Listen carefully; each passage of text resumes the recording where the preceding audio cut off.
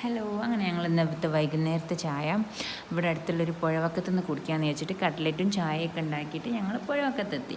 അങ്ങനെ എന്താ ഞങ്ങൾ ചായ കുടിച്ചുകൊണ്ട് നിൽക്കുമ്പോൾ അയമോൾ ആസ്വദിച്ച് തിന്നുന്നുണ്ട്.